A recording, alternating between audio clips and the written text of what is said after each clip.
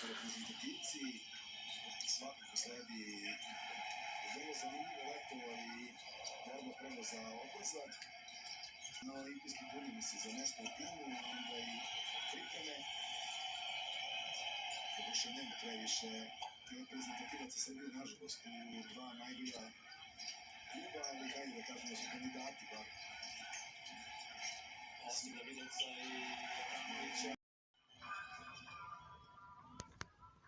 A da vidimo šta sledi.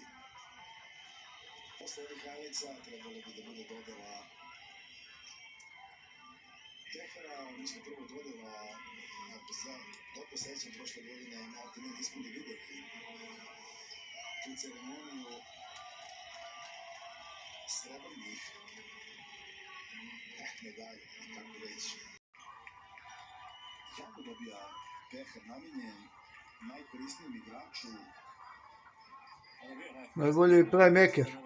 U prvoj utakmici kada je imao 18 poena, večeras pojemo dvocifreno do 11.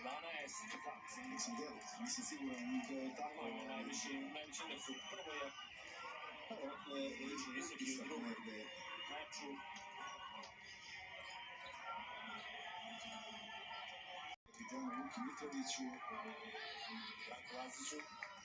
izvinjavam se.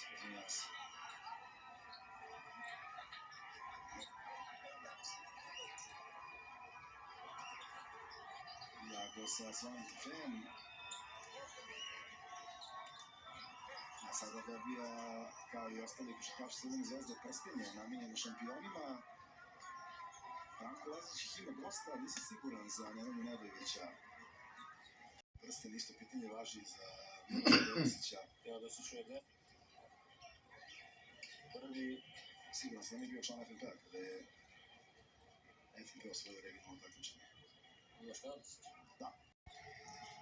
Još jedan nastup u velikom takmičenju, videli ste pozdrav Bogdana Tiklića, velikana srpskog glumišta i kluba. Je ponovo potvrdio da će osvajač ABA ligi imati prednost u dodeli tih. Peher za Branka Lazića i Srboslavlja košarkaša Crvene zvezde u regionalnom takmičenju.